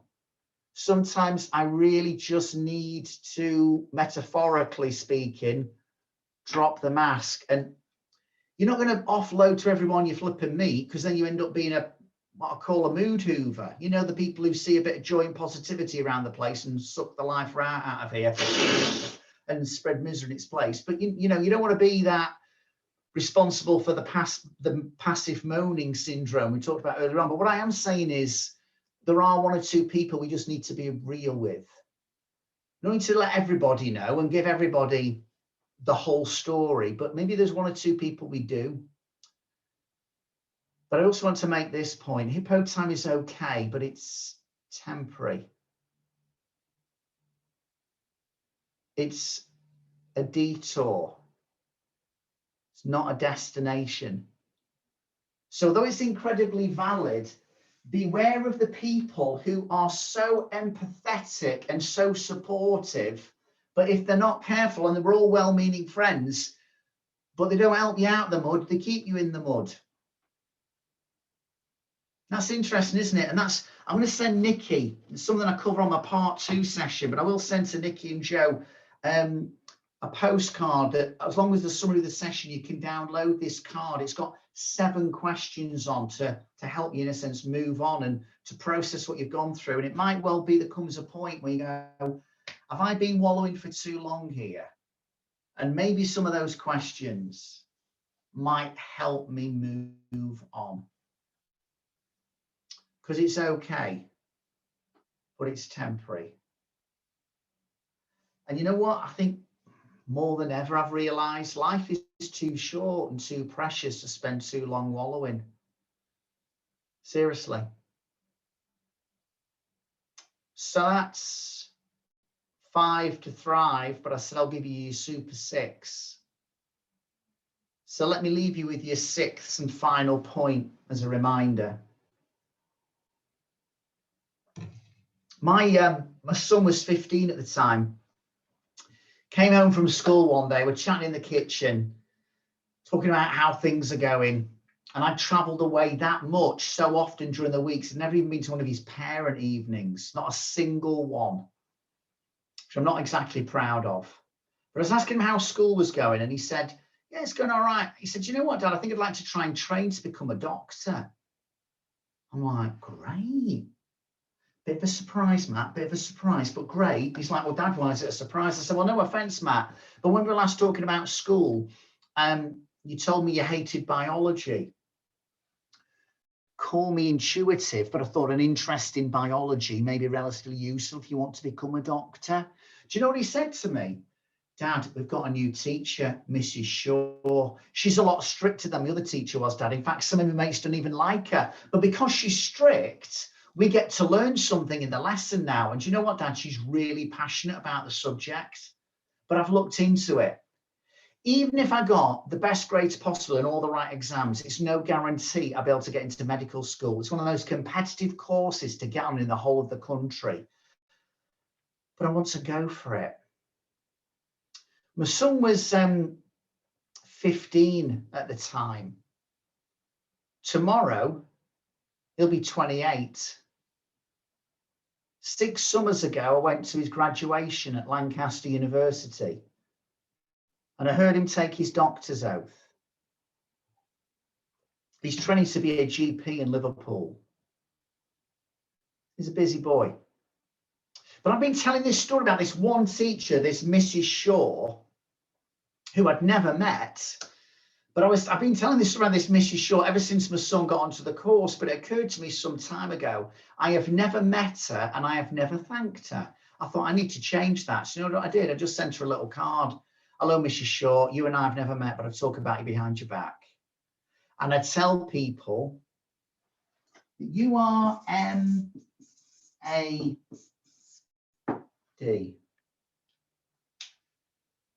You made a difference. You are making a difference.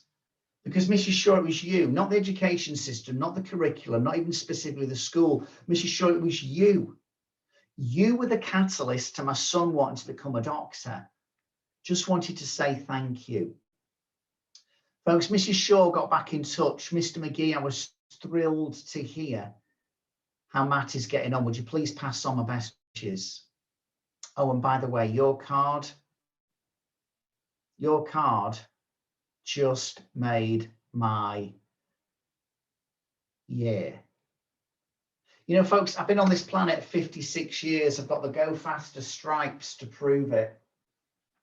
You know, one of the lessons I've learned, don't underestimate, seriously, do not underestimate the impact and the importance of sometimes showing other people appreciation. That'll give them a bit of an oxytocin hit, and you as well. That's good for us. It's good for both of us. But maybe as we draw to a close, I just want to think about this. Maybe part of our well-being is about realizing, well, yeah, well-being leads to well-doing. That if I'm to give of my best, I need to be at my best. And maybe I just need to keep remembering when I show up that what I do and what I say matters. I make a difference. We make a difference, but I do as well. Whatever my job title, whatever my role, I make a difference. And I think we can continue to make a difference by focusing on our green zone, by remembering it's the event plus our response or reaction that will influence the outcome, by understanding a bit more about red and blue cap and same storms but different boats, and then by just embracing our Super 6. The whole concept around sleep and rest, the managing our mental diet, the don't just hope for happy times, plan them. Yeah, have some beach ball conversations, have some hippo time, but detour, not destination, and remind yourself every day you are making a difference. Folks, our time has come to an end, so I'll just leave you with this final thought. You're all utterly, totally and completely mad. Folks, you are making a difference. And I hope this session has made a difference to you. I'll pass back to Nikki, but I will also not rush off. So if you've got any comments or questions, feel free to hang around and I'll do my best to answer them. And if you're again on Twitter or Instagram, you can connect with me at the Sumo Guy. Back to you, Nikki. Thank you very much. Well, thank you, Paul. As great as ever, very motivating. Lots of comments in the chat that people have really enjoyed the session. They like the refreshing no slides approach, which I do too. So thank you for that. And there's some really good sharing of things that people have developed. So links to websites, links that they're going to send out around sleeping that they've developed. Awesome. So lots of sharing. So a huge thank you from me to you, Paul, but also to you all for attending and taking time out of your very busy days. So hopefully you've got some, I've certainly taken some notes and reminders of things that I'd forgotten that always come to fruition when I hear Paul speak. So huge thank you to you, Paul. As Paul said, if you've got any questions or you want to stay behind, he's around for a little while. So please feel free. But thank you very much, everyone. Speak to you all soon. Bye for now. Thank you. Thanks for your comments, folks. And as I say, if you want to either unmute yourself or post a question and I'll do my best to answer. I'll give you my thoughts anyway. Don't be shy, because I know you're not. Not you, Paul, obviously the participants. I've got a question. Now there's just a shy guy trying to get out. I've got a question, Paul. I was just thinking about, when you were talking about plan happy, surrounding yourself with happy people. But what about those people who are drains, who need you to support them because they're going through a bad time, or somebody who's particularly very ill and needs you? They're not in a happy place, so you can't avoid them. Yeah, sure. You don't want to avoid them if they're loved ones, Yeah, absolutely. And I mean, again, there's no necessarily easy answer with that, but I do think it does come down to, okay, it is an act of service, isn't it? And support. And sometimes, I'll be honest, I've used this phrase about some family members. I'm doing this out of duty, not desire. Mm-hmm.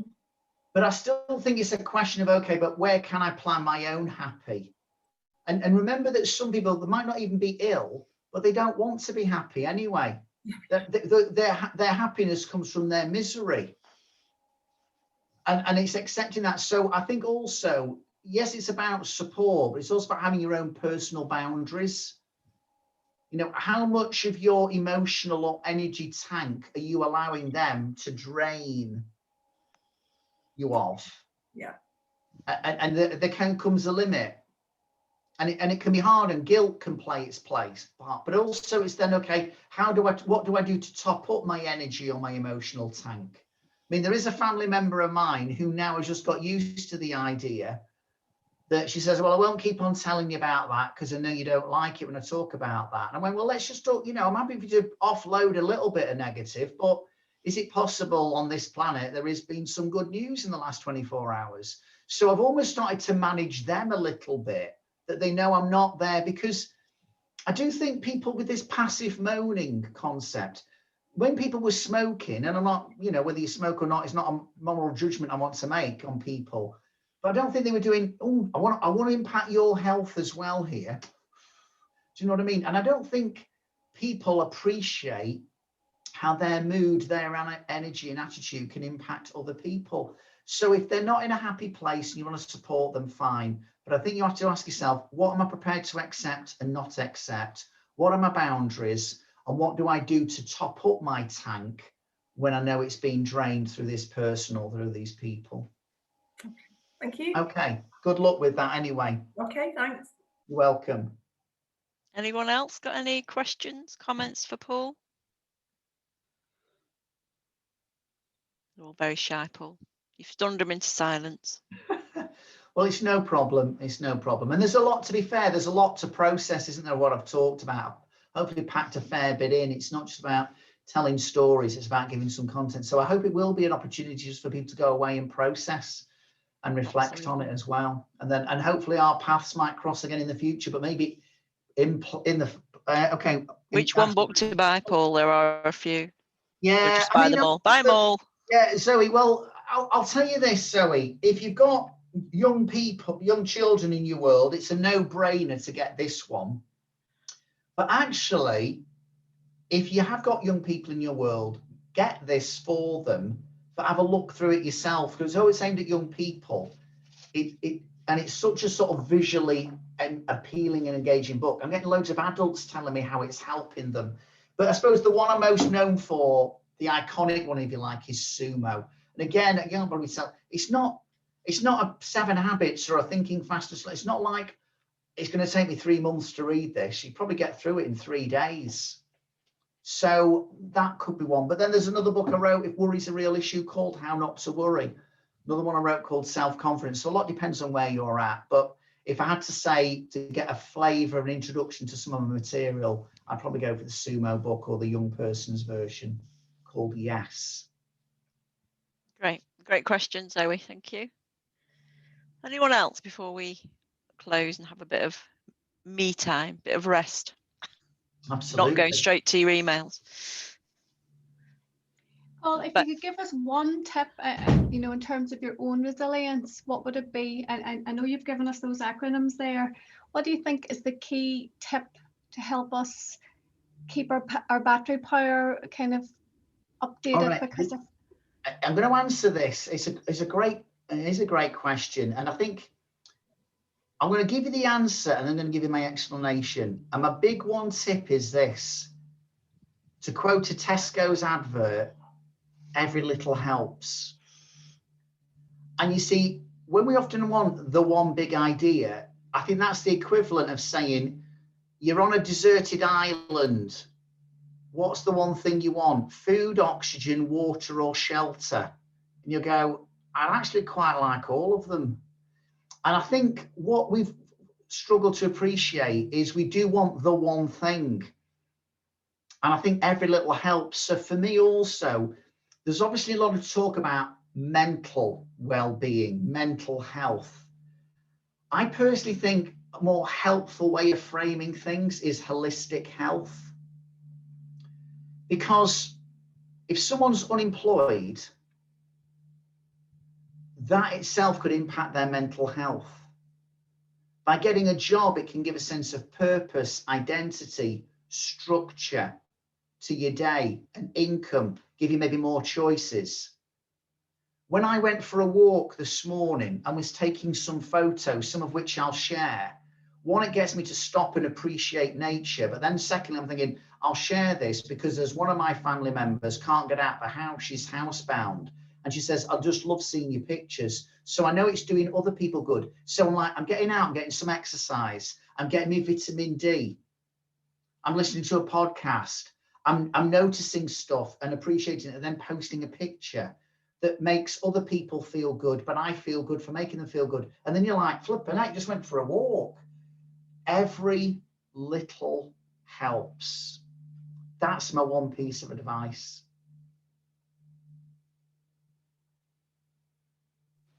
Great piece of advice. Okay. Any final comments or questions? You've got people subscribing to your YouTube channel. So. Oh, awesome. Yeah, great. There's a lot of videos on there. Hope you find them helpful. Yeah, and somebody mentioned a video that they'd watched. Let me go back to see where it is. That helped them. I can't remember what it is now. There's that many comments, Paul, which is great. Okay, well, that's good. That was me, Nikki. All right. Really. Yeah. I said thank you, Paul, because back in last summer when it was the real height of the pandemic and we were all, well, still are, but we were working really excessive hours. You did a video on Twitter about finding your full stop. Oh, yes. And that at the time really resonated with me. But also I'm the wellbeing lead for Sheffield Teaching Hospitals. So I have used that concept of finding your full stop, whether it's walk your dog or, and I'll confess my Friday one is a gin and tonic in the garden, but only on a Friday. Every day is a Friday. But it's been well received, that concept. So because it's simple, and we already used some of your 6 questions from when you came to Sheffield before a few years ago, But yeah, we really like that, and it helped me personally, so thank you. No, that's a pleasure. And again, it's the simple things, isn't it? You know, so I really appreciate that's encouraging for me. It really is. So my son's school loved the book that you sent. Oh, that's good to hear, Amanda. Thank you. Yeah, we're just trying to get the word out there, because that's the, you know, if I had a name or I conquered Everest or was on TV a lot, there's loads of doors open. We have to sort of be a bit more pushing the doors and get people to sort of like, you know, spread the word. So thank you for your comments and what you're sharing with other people. That's great. Okay, so it's 12:15 nearly, so I think we're done. So a huge thanks, Paul, and it's lovely to see that so many people have stayed behind just to hear more words of wisdom from yourself. All right. Well, thank you. Yeah. Thanks for organising, you and Joe as well, and good luck to everyone in all that's happening. And let's hope, yeah, we get to see each other in person sometime. All right. That would be good. Thanks, Paul. Enjoy the rest of your day, folks. Thank you. Bye now. Bye. Bye.